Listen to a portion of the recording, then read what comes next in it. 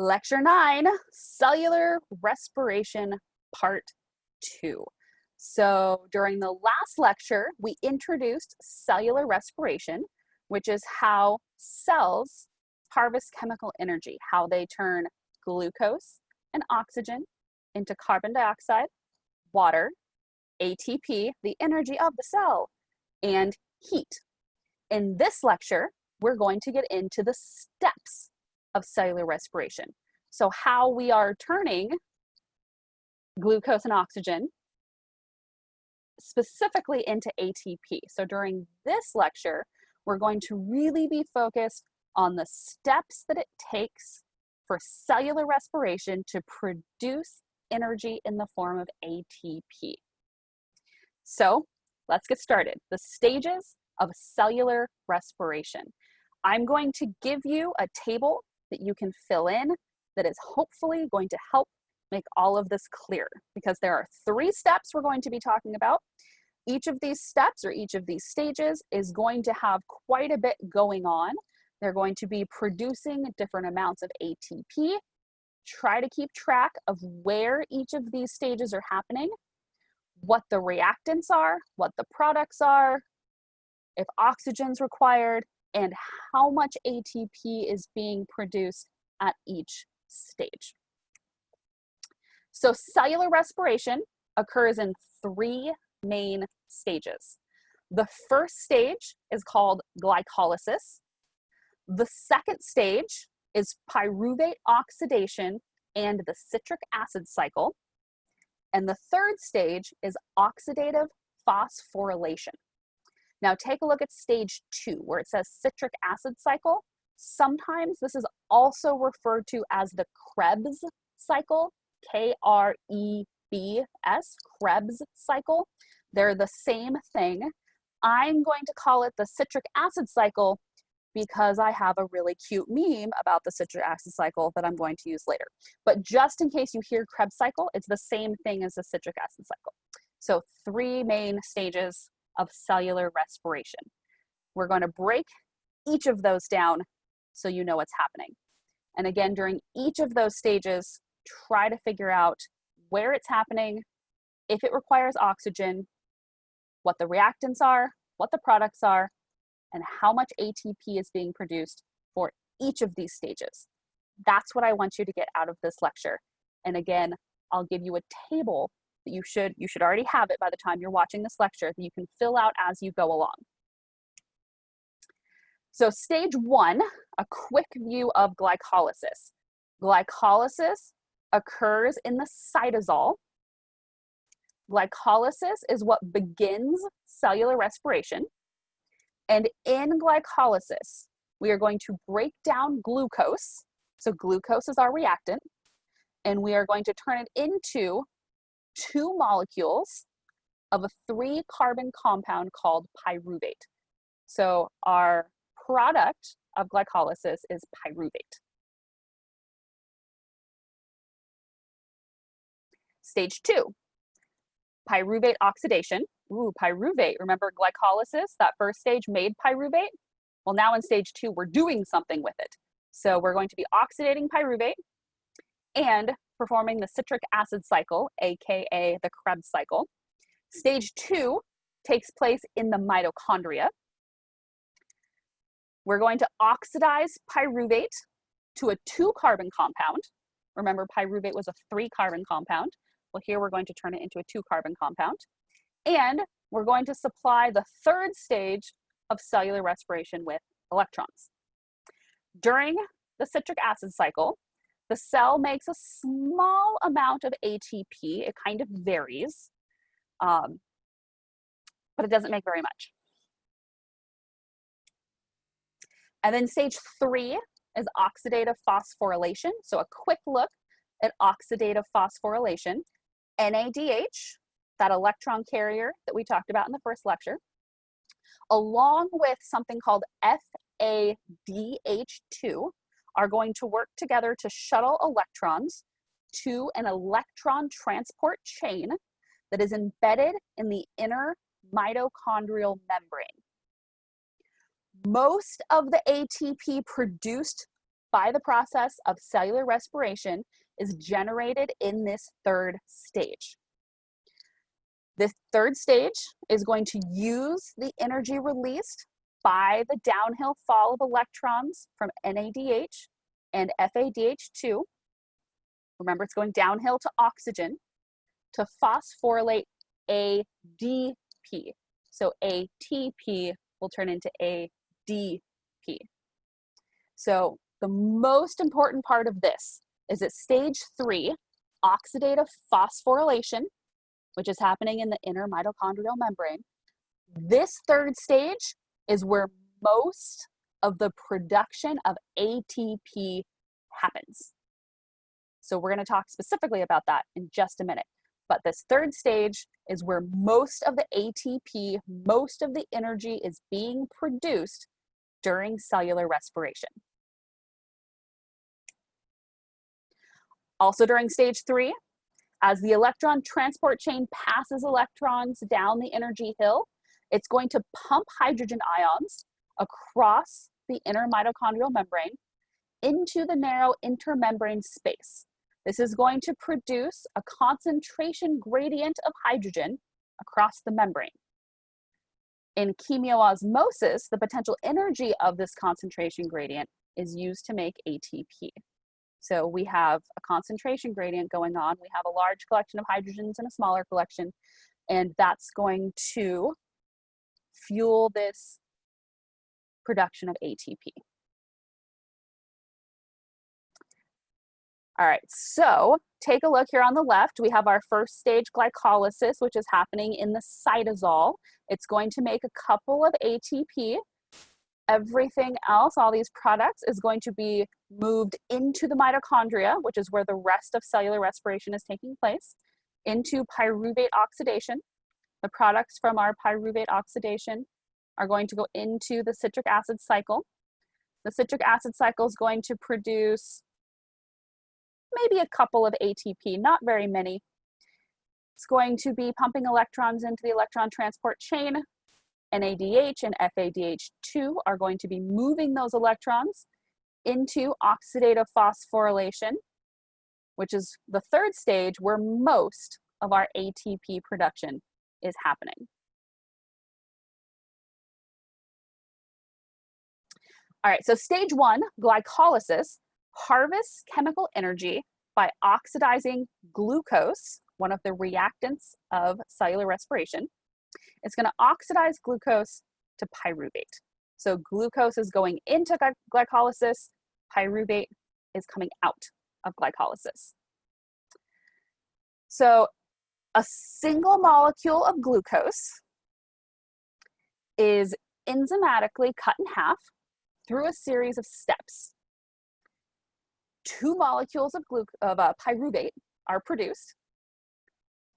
2 molecules of NAD plus are reduced to 2 molecules of NADH, and there's a net gain of 2 molecules of ATP.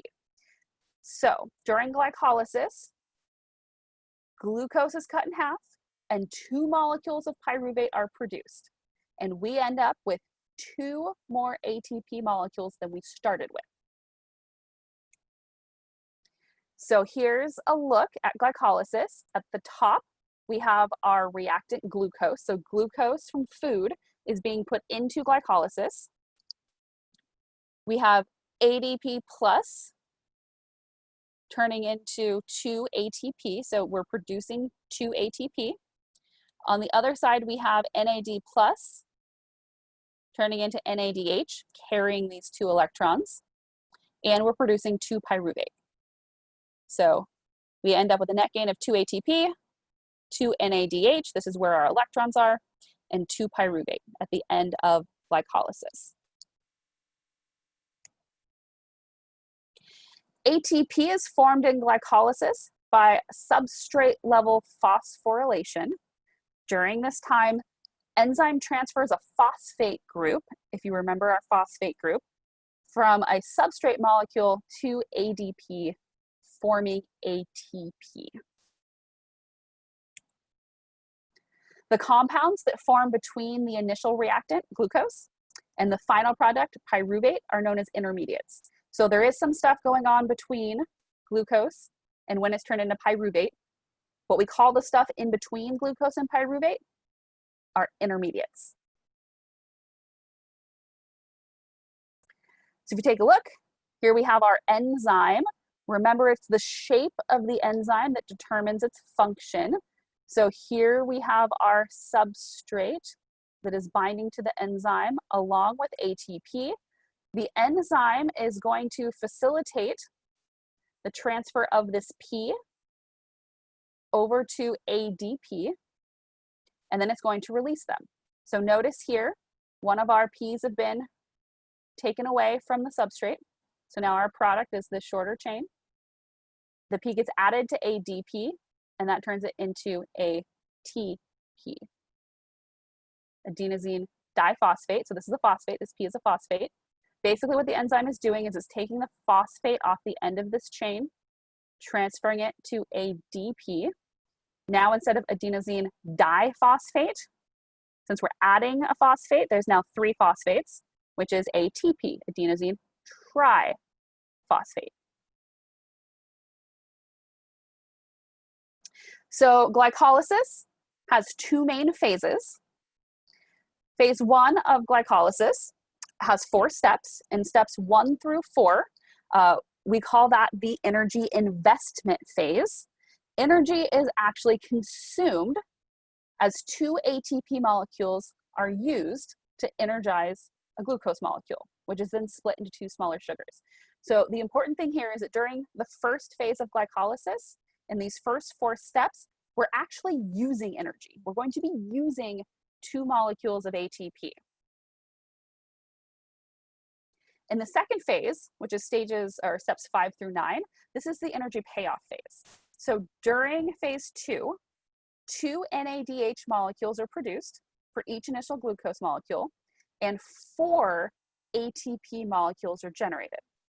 Now keep in mind that when I gave you the overview of glycolysis, I mentioned that there's a net gain of 2 ATP molecules. I think I also said at the end, we end up with 2 more ATP molecules than we started with. Now here, we're talking about 4 ATP molecules. Here's the math. During the second phase of glycolysis, we are making 4 molecules of ATP. But during the first phase, we used 2 molecules of ATP.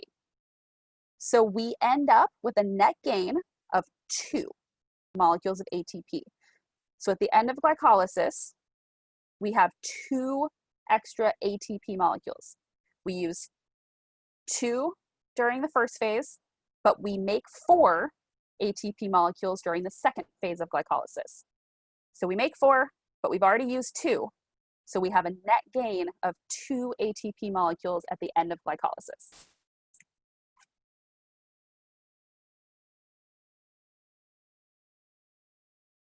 All right, so let's take a look at the steps here. I just want you to get a basic understanding of what's going on during these steps. So here is the first 3 steps of glycolysis. So we are putting glucose in during step 1, during this energy investment phase. We are going to be turning ATP, we're going to be using it. It turns into ADP. So one of the bonds in ATP is going to be broken, and a phosphate is going to be removed, which is going to turn it into ADP. So here's our first ATP molecule that's used during step 1 of glycolysis. Then we are going to be changing its glucose 6-phosphate to fructose 6-phosphate. Not as important that you remember that. But down here during the third step of glycolysis, that is when we're using our second ATP molecule. So this is what I want you to get out of this picture. All right, these are steps 1 through 3 of glycolysis. This is the energy investment phase. It is during step 1 that we use 1 molecule of ATP. It is during step 3 that we use the other. So we've used 2 ATP molecules during the first 3 steps. Then during the 4th step, still in the energy investment phase, a 6-carbon intermediate splits into 2 3 carbon intermediates. So we have this fructose 1,6 biphosphate. Again, not as important that you remember that. But what I want you to know is that we start off with a chain here that has 6 carbons and 2 phosphates. During step 4, we're going to cut that in half. So we're going to end up with 2 different carbon chains, each with a phosphate.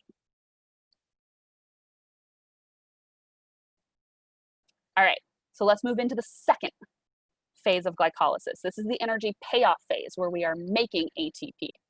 So during step 5, a redox reaction generates NADH. Remember, NADH is going to be carrying electrons, and glycolysis is all about how we move electrons from one place to another. So during this 5th step, during the energy payoff phase, we are going to be turning NAD plus into NADH. And then you can see here, during step 6, we're producing ATP. It's down here in step 8, we're producing water. Down here in step 9, we're producing ATP. The important thing here is that remember from the end of this first phase, we split a 6 carbon intermediate into 2 3 carbon intermediates. Notice now 1, 2. Take a look here. This process during phase 2 is actually happening twice. It's happening to each of these smaller chains. So here we're producing NAD plus on the left and on the right. For the rest of this, when we're producing an ATP molecule during step 6, we're actually producing 2. We're producing 1 for each of these smaller chains. So we're producing 2 molecules of ATP during step 6 because this reaction is happening twice. Down here, we're producing 2 molecules of water during step 8 because the reaction is happening twice. During step 9, we're producing 2 molecules of ATP because the reaction is happening twice. So when you look at this whole thing, we're producing 2 molecules of NADH, 1, 2. We're producing 1, 2, 3, 4 molecules of ATP, and 1, 2 molecules of water. That's what I want you to get out of this. Since we split that 6 carbon chain into 2 3 carbon chains, everything that's going on during the second phase of glycolysis, during the energy payoff phase, is happening twice. It's happening to each of those smaller chains, so we get double the products. But again, remember here that even though we are producing 4 molecules of ATP, we used 2 molecules of ATP in the last phase. So the net gain of ATP during glycolysis is 2 molecules of ATP. That's glycolysis. So now let's move into stage 2 of cellular respiration.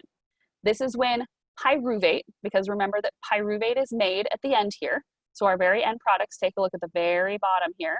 Our end product is pyruvate. We get 2 pyruvates out of glycolysis. Those pyruvates are going to be put into the next stage. During stage 2, pyruvate is oxidized in preparation for the citric acid cycle. So let's take a look. So the pyruvate formed in glycolysis is transported from the cytosol. Remember, glycolysis is happening outside of the mitochondria in cytosol. During pyruvate oxidation, pyruvate is transferred into the mitochondria where the rest of glycolysis takes place. The 2 molecules of pyruvate that were produced during glycolysis, for each molecule of glucose, will then enter pyruvate oxidation. So again, 1 molecule of glucose went in. During glycolysis, we then made 2 molecules of pyruvate. So we get 2 molecules of pyruvate for every single glucose. Now, pyruvate does not go directly into the citric acid cycle, but it undergoes what we call some chemical grooming, where we basically make it look better for its date with the citric acid cycle. During this chemical grooming, a carboxyl group is removed, which is given off as carbon dioxide. A 2-carbon compound that remains is oxidized, while a molecule of NAD plus is reduced to NADH. And something that we call coenzyme A joins with that 2-carbon compound to form acetyl-CoA. And don't worry, we're going to look at some pictures. Then those two molecules of acetyl-CoA enter the citric acid cycle. So again, pyruvate is made during glycolysis. It enters the mitochondria, but does not go straight into the citric acid cycle. It has to be groomed first by removing a carboxyl group, oxidizing NAD+, or oxidizing the 2-carbon compound, reducing NAD+ to NADH, and then coenzyme A joins with the 2-carbon group to form acetyl-CoA. Then we can start the citric acid cycle. All right, so here's what's happening. This is during pyruvate oxidation. So we have pyruvate, and again, remember we have two. Glycolysis made 2 molecules of pyruvate in the cytosol. The pyruvate has now been transferred into the mitochondria, but pyruvate is going to undergo some grooming. During this grooming, we are going to be producing carbon dioxide. We are going to be turning NAD+ into NADH. Coenzyme A is going into this reaction, and all of this is producing acetyl-CoA, and it is acetyl-CoA that is going into the citric acid cycle. All right, so now we have ended up with our acetyl-CoA. Remember, this whole thing is happening twice because we had 2 molecules of pyruvate made. So now we have 2 acetyl-CoAs that are going into the citric acid cycle. During the citric acid cycle, again, also known as the Krebs cycle, we are going to complete the oxidation of organic molecules, and we're going to generate many NADH and FADH molecules. So take a look here at the top. Here is our acetyl-CoA that was produced during that chemical grooming of pyruvate. It's going to go into the citric acid cycle. We are going to be releasing some carbon dioxide. We are going to be turning NAD+ into NADH. ADP and phosphate is going to be turned into ATP. Remember, ADP is adenosine diphosphate, so 2 phosphates. If we add another phosphate, that makes adenosine triphosphate, or ATP, that's our energy. We're also going to be turning FAD into FADH2, which is another carrier of electrons. And then we're going to keep going. Citric acid cycle keeps going. All right, so if you remember, this was the end of glycolysis. At the very bottom here, we're producing pyruvate. All right, then during the citric acid cycle, we're going to take that pyruvate, we're going to groom it, we're going to make the acetyl-CoA, we're putting the acetyl-CoA into the citric acid cycle. So now we're in the citric acid cycle. The 2-carbon group of acetyl-CoA is joined to a 4-carbon compound. So acetyl-CoA has 2 carbons. We're going to join that with 4 more carbons, forming citrate. So citrate has 6 carbons. Citrate is then degraded back to the 4-carbon compound, releasing 2 carbon dioxide molecules. It also is releasing 1 molecule of ATP, 3 NADH, and 1 FADH2. But wait, write that down, because this is a lot of words. Write that down in your table. 2 carbon dioxides, 1 ATP, 3 NADH, 1 FADH2. But remember, the citric acid cycle processes 2 molecules of acetyl-CoA for each initial glucose. Therefore, the citric acid cycle happens twice, 1 for each molecule of acetyl-CoA, making the overall yield per glucose. So for each glucose we put into cellular respiration, the citric acid cycle is making 2 molecules of ATP, 6 NADH, and 2 FADH2. because it's happening twice. So in here, this is during one turn of the citric acid cycle.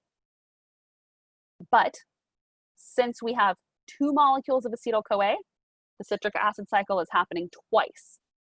So we actually get 2 ATP, 6 NADH, and 2 FADH2 for each molecule of glucose that was initially put in to cellular respiration. So when we are talking about how many things are produced, this is your actual total for the citric acid cycle. So we've gone through glycolysis and we've gone through the citric acid cycle.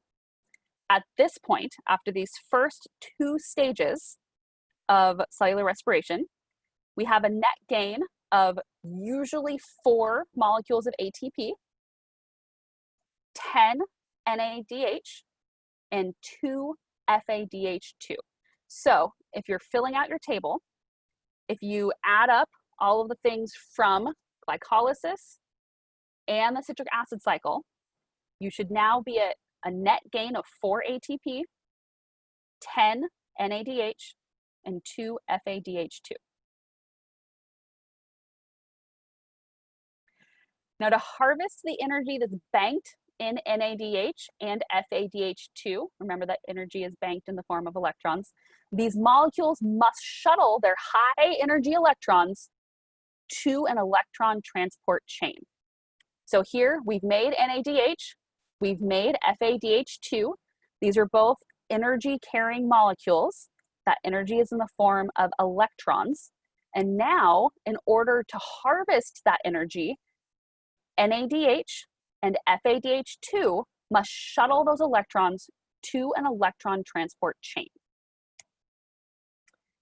So, citric acid cycle, acetyl-CoA goes in, 2 carbons. This is basically everything, everything I just talked about here. So you can take a moment to look at this, but I fear it might be more confusing than helpful. But you can basically just go through here and you can see citrates turn into NADH, carbon dioxide leaves, here's another carbon dioxide leaving NADH, here's ATP being produced, here's our FADH being produced. I'm not worried that you memorize each of these steps. I am not worried about you remembering what alpha ketoglutarate is. You don't need to remember the names fumarate and malate. I'm not testing you on those words. This is just to show you that there's a lot going on and that it is a cycle. Remember, it happens twice for each glucose molecule. But I mainly want you to just take a look, understand it's a cycle, understand the products. Some of you are visual learners, so I like to put this picture up here. But again, remember, this is what we are yielding after the citric acid cycle.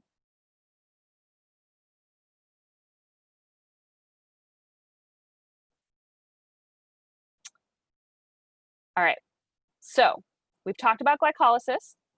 We've talked about the citric acid cycle. So now we're moving into stage 3 of cellular respiration, which is oxidative phosphorylation. And remember, during this 3rd stage is where most production of ATP occurs. At the end of the first 2 stages, we usually have a net gain of around 4 ATP molecules. Glycolysis has a net gain of 2. The citric acid cycle usually has a net gain of about 2. Now we're moving into the 3rd stage, which is where we're making most of our ATP. So the final stage of cellular respiration is oxidative phosphorylation.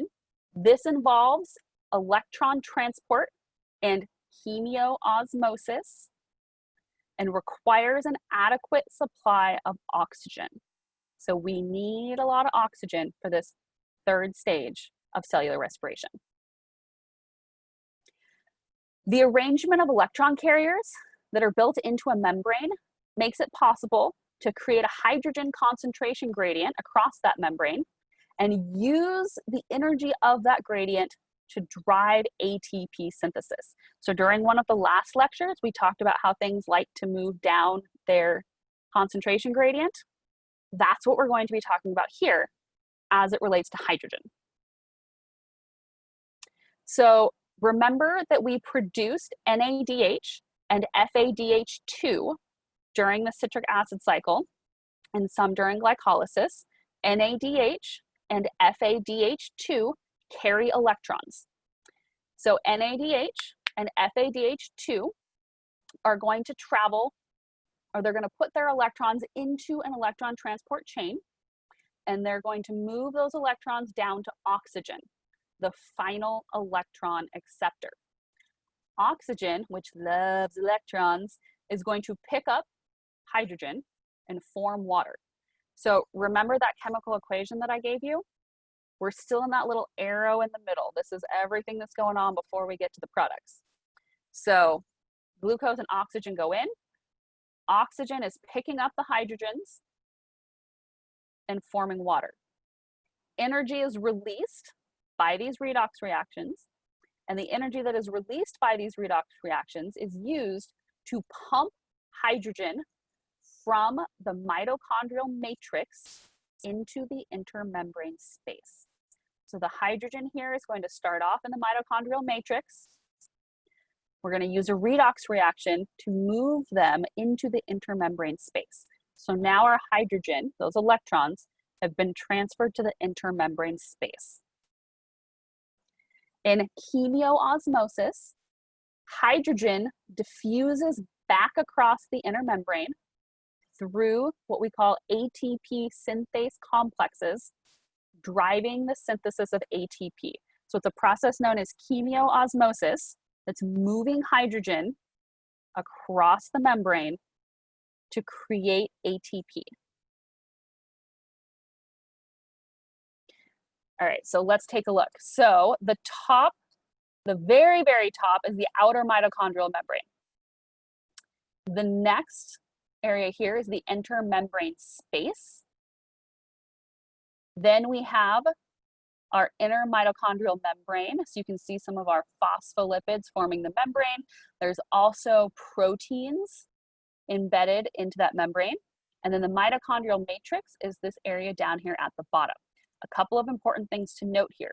The electron transport chain is happening all along here. So all of these different proteins that are embedded in the inner mitochondrial membrane form the electron transport chain. So the electron transport chain itself is technically in the inner mitochondrial membrane here. We are going to be pumping hydrogen from the mitochondrial matrix, so from the bottom through these proteins and out into the inner membrane space up here towards the top. NADH and FADH2 are down here at the bottom in the mitochondrial matrix. They're going to be putting their electrons into the electron transport chain. Again, the electron transport chain is this series of proteins and carriers that are in the membrane here. So they're going to put their electrons into the membrane, into the electron transport chain, and this series of proteins and electron carriers are going to move the electrons through the membrane and eventually spit them back out into the mitochondrial matrix in order to give those electrons to oxygen. Then, once that happens, we have chemiosmosis going on, where we have ATP synthase, which is inside the matrix again. ATP synthase is going to be taking in the hydrogens. So remember over here on the left, we had hydrogens being pumped from the mitochondrial matrix through the proteins and into the intermembrane space. That's happening a couple of times. Well, then those hydrogens are going to be pumped back in to the mitochondrial matrix by ATP synthase. This process is known as chemiosmosis. And during chemiosmosis, this is where ADP, adenosine diphosphate, is going to join with a phosphate to make ATP, adenosine triphosphate. So this is kind of the overall thing that's happening during stage 3 of cellular respiration.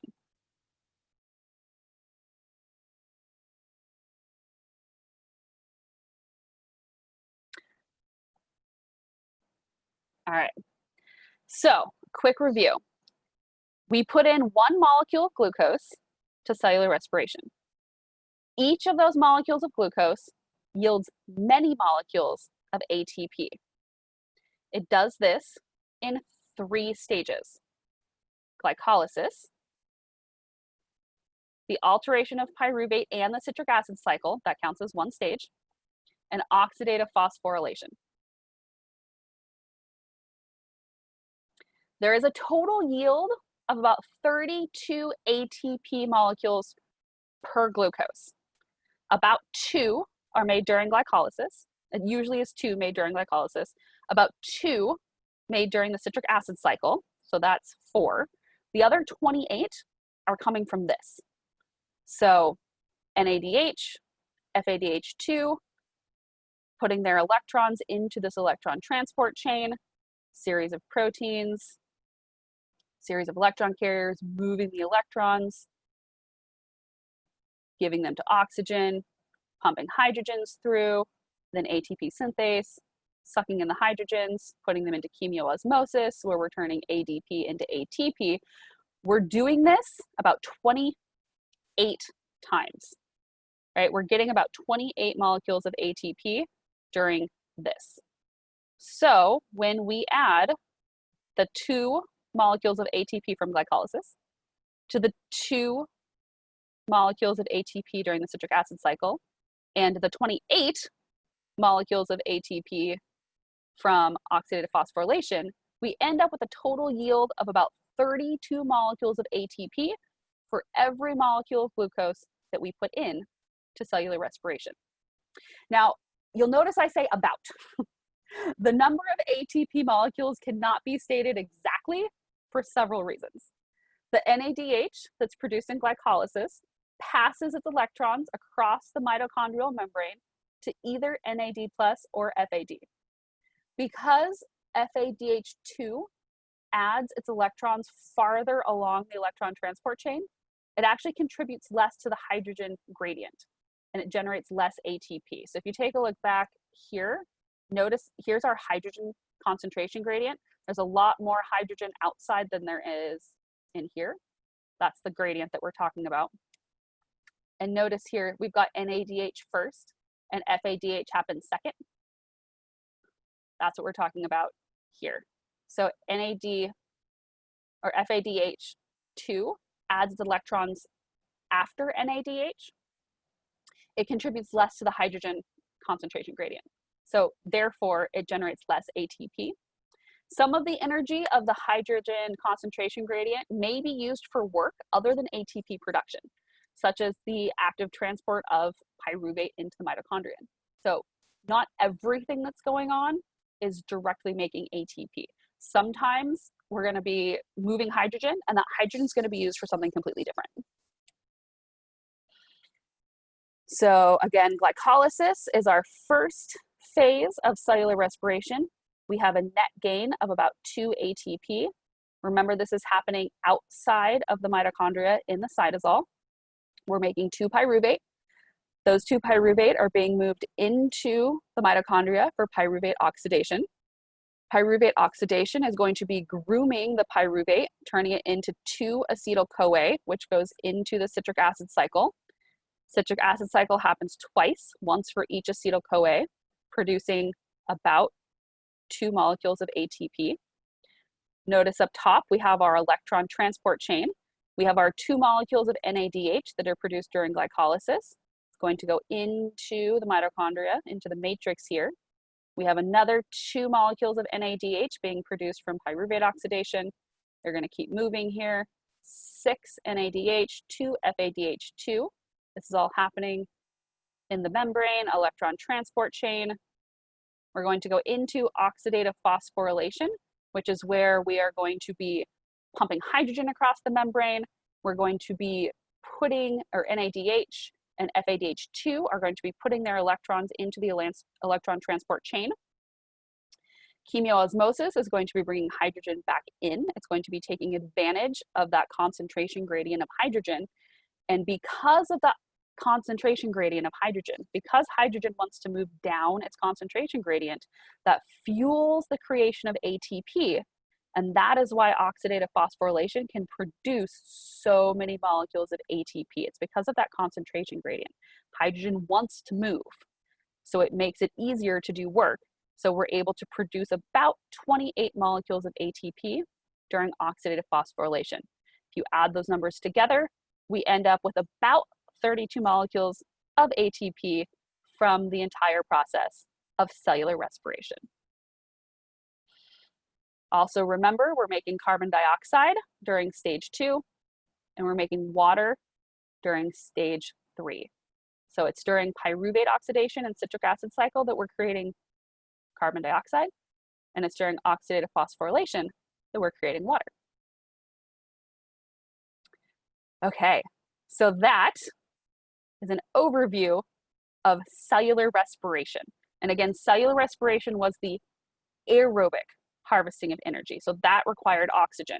Remember here, we have to put oxygen into the system in order for cellular respiration to work.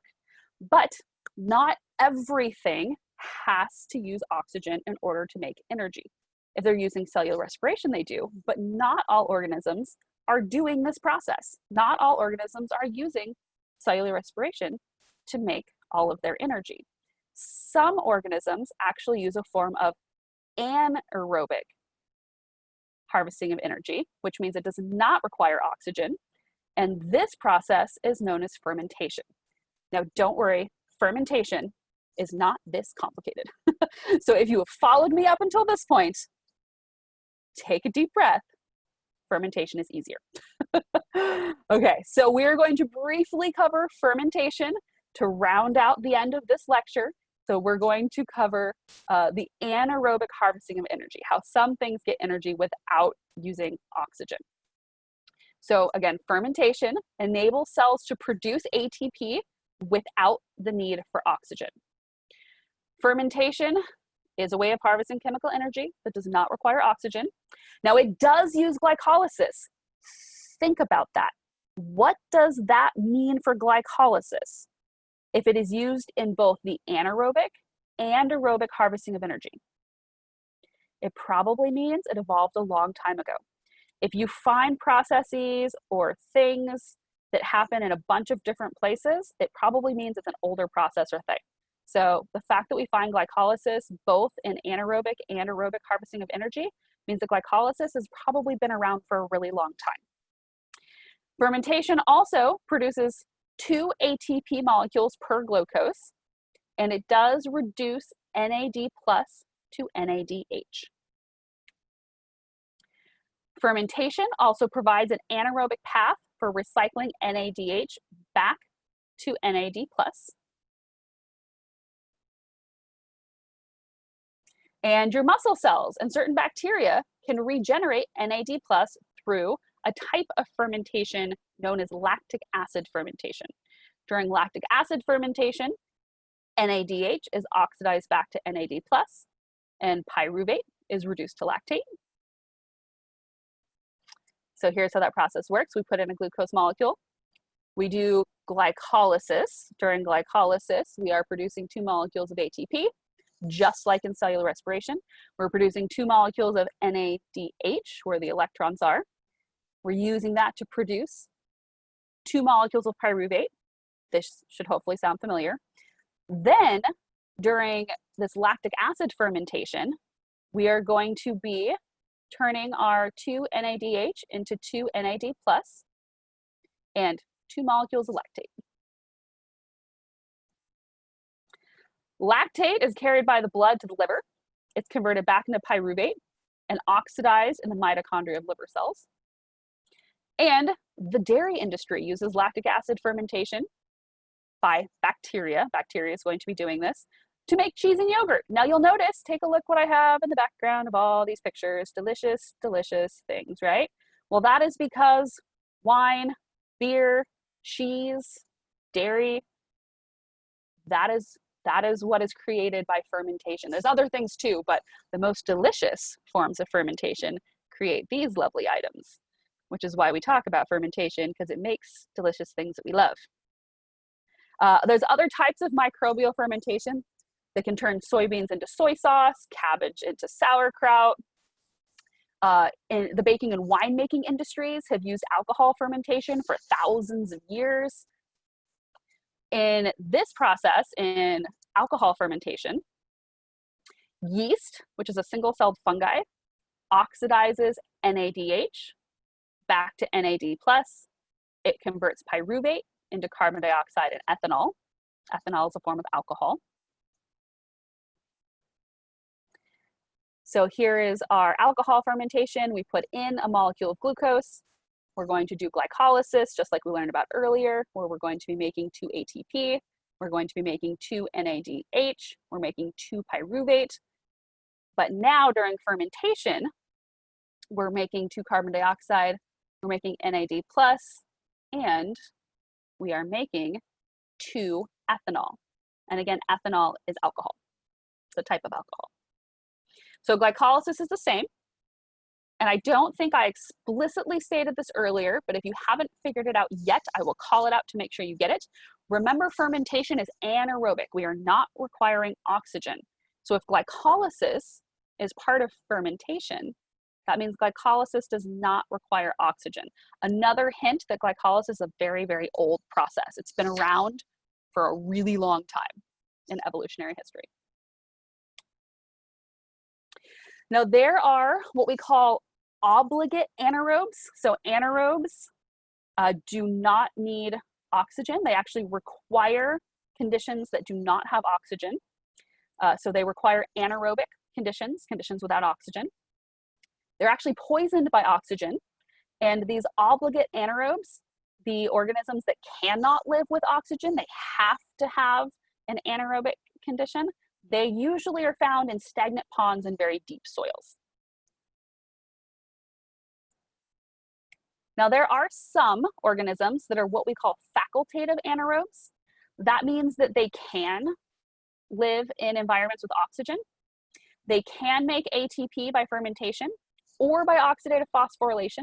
And this is many yeasts and bacteria. So a lot of yeasts and bacteria have evolved to be able to do anaerobic or aerobic harvesting of energy. And those ones are called facultative anaerobes. So obligate anaerobes cannot survive in oxygen. They have to do everything anaerobically. Facultative anaerobes can do either one. All right, so I've hinted at this. Glycolysis is found in both anaerobic and aerobic forms of energy harvesting. Glycolysis itself does not require oxygen, and that probably means it's fairly old. So let's take a look. So glycolysis is the universal energy harvesting process of life. Notice that during these lectures, when we've talked about the harvesting of energy, we've talked about glycolysis every time. The fact that we find glycolysis in fermentation and cellular respiration says that it dates back to life long before oxygen was present. And that is when we only had prokaryotes. It was only the prokaryotes that inhabited the earth about 3.5 billion years ago. So the process of glycolysis is very, very old. Like, not in terms of like that glycolysis is 75 years old. The process of glycolysis itself is old in terms of evolutionary history. So glycolysis probably evolved way back when life first started with prokaryotes, something like 3.5 billion years ago. And glycolysis has stuck around. It's now used in cellular respiration. It's used in aerobic harvesting of energy. So glycolysis, therefore, is the universal energy harvesting process of life. This is supported by the occurrence of glycolysis in all the domains of life. So in one of the very first lectures, we talked about those 3 different domains of life: bacteria, archaea, and eukarya. We find glycolysis in all 3 of those. Also, its location within the cell, where glycolysis is using pathways that do not involve any membrane-enclosed organelles that we find in eukaryotic cells. Remember, prokaryotic cells are simpler, and we're not finding those membrane-enclosed organelles like we do in eukaryotic cells. Glycolysis doesn't, remember, it happens outside of the mitochondria. The fact that it's not happening in organelles and that we see it in prokaryotes also supports the idea that glycolysis is very, very old. All right. This is the end of the lecture, so you should now be able to explain how the energy in a glucose molecule is released during cellular respiration. You should be able to explain redox reactions and how they're used in cellular respiration. You should be able to describe the general role of NADH in the electron transport chain, compare the reactants, the products, and the energy yield, how much ATP is being produced during each of the 3 stages of cellular respiration. You should be able to name the 3 stages of cellular respiration. We did not cover the special function of brown fat in this lecture. If you would like to read more about it in your book, you can, but it's not one of my focuses. I would rather focus on cellular respiration. You can compare the reactants, products, and energy yield of alcohol and lactic acid fermentation. Distinguish between obligate anaerobes and facultative anaerobes. And we didn't cover this either. This is not one of my focuses for this class, but if you'd like to read more about how carbohydrates, fats, and proteins are used as fuel for cellular respiration, you can. But again, number 12 is not one of my focuses. So number 9 and number 12, you don't need to worry about. I'm like thinking back to my tests, and I'm fairly certain I didn't put any of those questions in because it's the rest that I really want you to focus on. Look at that table that I gave you to see where each stage of cellular respiration is taking place, if it requires oxygen, the reactants, the products, the net yield of ATP, and then be able to briefly describe fermentation, what's different between the two, what's special about glycolysis, and that is what I want you to get out of this. So that is the end of the lecture. I will see you next week.